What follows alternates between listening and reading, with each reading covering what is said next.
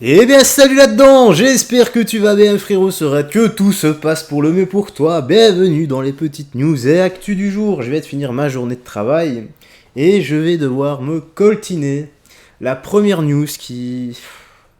elle est triste, j'ai pas osé lancer la vidéo. Mais avant ça, avant de bien plomber l'ambiance, je t'invite à laisser un like et un commentaire pour le soutien et le référencement.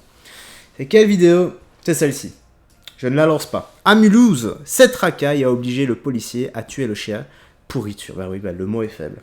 Voilà. Donc, voilà ce qui se passe quand tu as un âne bruti qui utilise une bête, un chien qui de base est inoffensif quand il est bien élevé ou qu'il a une bonne éducation. C'est comme un enfant en fait. Donc, quand c'est bien élevé, c'est inoffensif. C'est le meilleur ami de l'homme. Dans les mains de... j'ai pas envie de l'insulter, mais dans les mains de ce genre de raclure, eh bien, ça en devient une arme très dangereuse. Et pour moi, malheureusement, les policiers se sont trompés de cible. Ils auraient pas dû abattre le chien, ils auraient dû abattre cette racaille, cette raclure, cette pourriture. Pourquoi? Je vais vous dire pourquoi. Parce que quand un chien mord un être humain qui lui fait du mal, on l'euthanasie. Par contre, quand un être humain tue un autre être humain, il est nourri, logé, blanchi. Et il s'en tartine les burnes à l'ovomaltine de la prison. Voilà ce qui se passe, voilà notre réalité. Et ce genre de clampin là, il va rien avoir. Voilà. Son chien est mort à cause de lui, il aura zéro remords.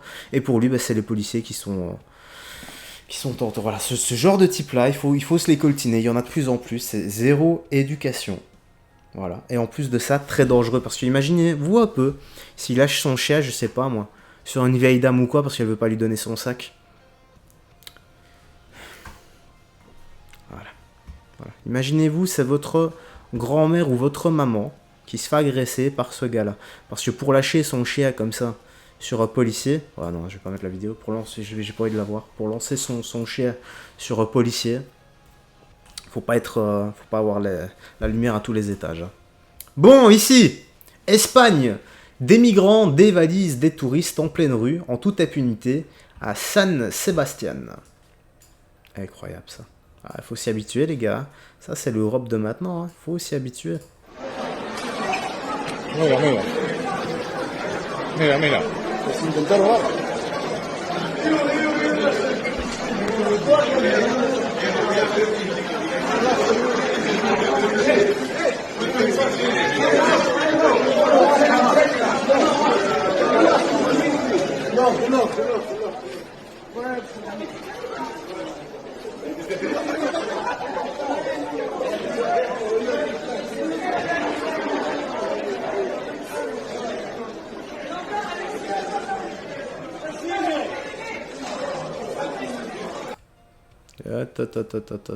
Ok, ouais, donc à la fin, ça commence tout doucement à partir un peu en fight, quoi. C'est normal, au bout d'un moment, faut plus se laisser faire. D'ailleurs, je ne comprends pas comment la personne n'a pas pu réagir avant.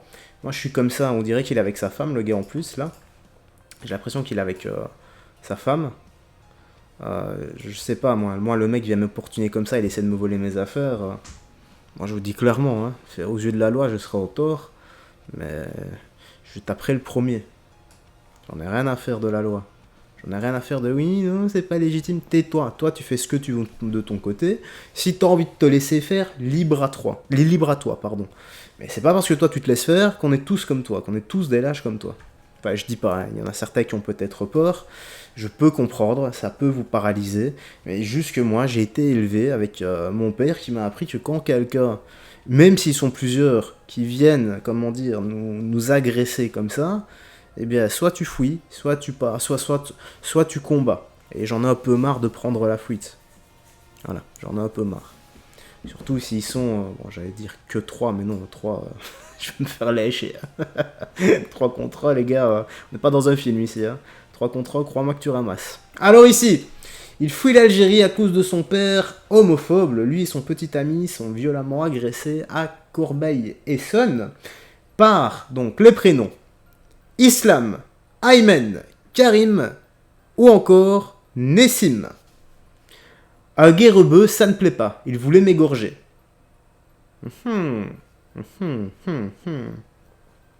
Je crois que ils sont tous les quatre de l'extrême droite. Ouais, Islam, Ayman, Karim et Nissim sont de l'extrême droite. Parce que la gauche dit clairement que les homophobes sont détestés par la droite et l'extrême droite, donc par le RN. Ouais. Je pense que Islam, Ayman et Karim votent le RN. Voilà, ils sont pro-Bardella. Pro-Bardella, ouais, je pense bien. T'en penses quoi, toi? Ici, qu'est-ce que nous avons? Royaume-Uni, le peuple anglais se réveille, stop l'immigration de masse. Le Royaume-Uni traverse une période de réflexion intense sur ses politiques d'immigration. Un nombre croissant de citoyens expriment des préoccupations croissantes concernant l'immigration de masse, soulignant les défis d'intégration, les pressions sur les services publics et les impacts économiques. Oui, oui, oui, je le vois même ici en Belgique, les gars. Il y a beaucoup de personnes qui viennent, qui sont immigrés, qui profitent du système. Maintenant, tu as des gens qui s'intègrent bien, qui bossent, etc. Bienvenue à eux. Par contre, encore une fois, pour les personnes qui viennent, qui sont immigrées, qui commettent des actes de délinquance, de criminalité, qui viennent dans le pays, en Europe, peu importe où, donc en Europe, pour profiter, eh bien c'est non. Si tu veux profiter, tu restes chez toi. Voilà. Tu restes dans ton pays. Tu viens pas foutre la merde dans notre Europe.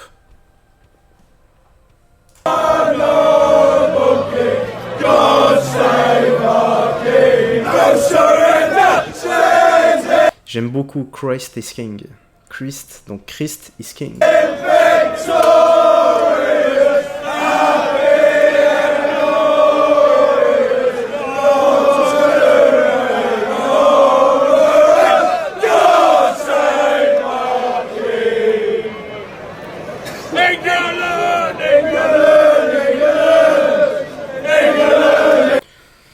Ah, ils ont même chanté l'hymne national.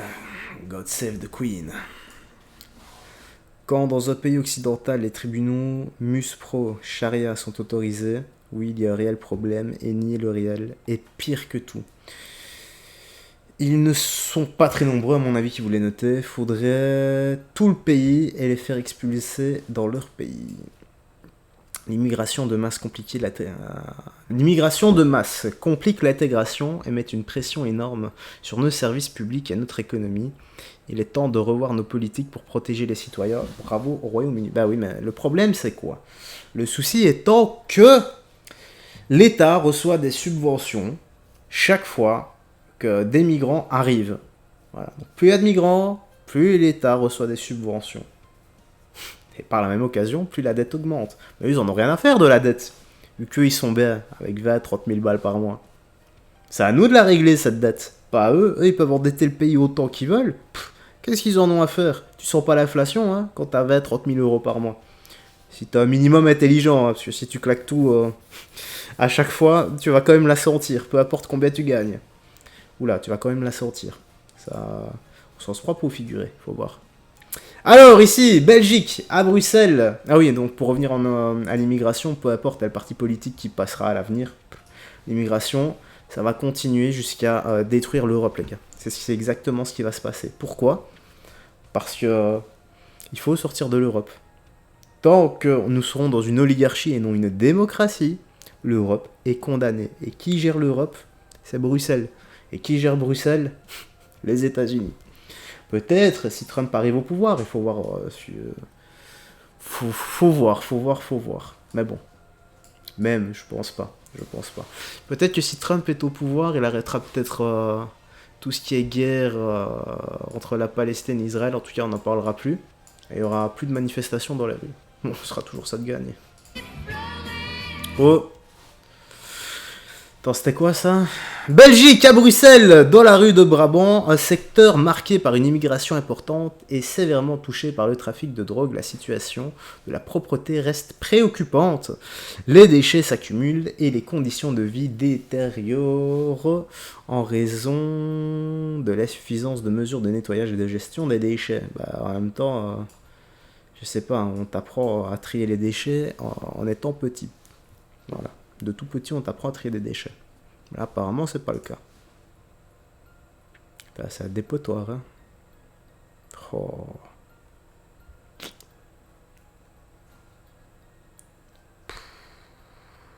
Incroyable. Oh bah tiens, en parlant de manifestation. Actuellement, une manifestation pro-palestinienne se déroule dans la ville d'Alès. Mais il y a eu combien de manifestations pour les personnes qui sont mortes assassinées par migrants ou autres, par des racailles, par des migrants, par autres, je sais pas. Il y en a eu combien? Je sais pas, des manifestations pro-palestiniennes, il y en a tous les jours, et honnêtement, moi ça commence à me saouler. Ça me saoule. Ça n'a rien à voir avec ce conflit. Tout le monde s'en fout. Faut être clair les gars, tout le monde s'en fout. Ces gens-là s'en foutent de ce qui se passe en Palestine. Sinon, ils resteraient pas en France. Ils seraient pas là en train de manifester. Ils seraient au front en train de les aider. Eux, ils sont là, bien au chaud, tranquilles, ils prennent leur oseille. C'est tout ce qui est en train de se passer, mais ils en ont rien à foutre que les Palestiniens meurent. Voilà. Ils ont rien à foutre des autres guerres également. Ah là, eux, ils commencent à me saouler. Cette logique guerrière d'être confirmée par 2 attaques israéliennes menées sur les banlieues sud de Beyrouth et sur la capitale iranienne. À Beyrouth, c'est un commandant du Hezbollah libanais, Fouad Chouk, qui a été visé. Ouais, mais non. Vous savez quoi, là? Maintenant, faites-moi plaisir, faites-moi plaisir. Vous mettez un bureau de recrutement juste à côté des manifestations pro-palestiniennes et vous allez voir combien de personnes vont s'engager pour aller les aider au front. Ce serait marrant, ça. Ce serait marrant de leur prouver leur dissonance cognitive. Voilà. Si vous êtes assez courageux pour hurler à tout va dans un mégaphone, mais vous n'êtes pas assez courageux pour aller les aider. Accusé par Israël d'être responsable de tirs meurtriers qui a tué 12 jeunes druzes alors qu'ils jouaient au football. Bon, ça, j'avoue, c'est triste. Mais dans une guerre, il y a combien de dommages collatéraux? Dans une guerre, il y a toujours des dommages collatéraux. Et les dommages collatéraux sont vraiment tristes. Peu importe le camp, quand tu as des innocents qui sont pris à partie, c'est comme ça. Mais combien de guerres dans le monde? Combien d'innocents? Voilà. Combien de personnes qui se font tuer sur le sol français? Ne serait-ce que par tout ce qui est au QTF. Est-ce que ces personnes-là vont manifester pour leur propre peuple? Non, ils en ont rien à foutre de leur propre peuple, mais ils manifestent pour quelque chose, pour un pays qu'ils n'ont jamais foulé, dans lequel ils n'ont jamais mis les pieds, et que ce pays-là, les personnes de ce pays-là, en ont rien à foutre de ce qu'ils sont en train de faire là avec leur manifestation qui ne sert strictement à rien, hormis se donner bonne conscience et péter les roubignoles à tout le monde. Voilà. Les termes sont dits. Enfin. Samedi dernier, l'attaque israélienne sur Beyrouth a fait 3 victimes et blessé plus de 70 personnes. Alors même que la responsabilité du Hezbollah est indiquée par les autorités. J'ai fait passer, je suis resté encore 1 minute 30. Je préfère carrément détruire mon cerveau en scrollant. Même si je scroll quasi jamais, les gars. Mais je préfère regarder des conneries pendant 1 minute 30 que T'as compris, là c'est au-dessus de mes forces, j'en ai marre. Enfin bref, frérot Sorette, la petite news actu se termine ici, j'espère que t'as bien apprécié. Like, partage, abonne-toi, voilà, speech de fin, paix, amour, santé, prends bien soin de toi, des gens que tu aimes, et on se dit à la prochaine, bye bye, et fais très attention à toi.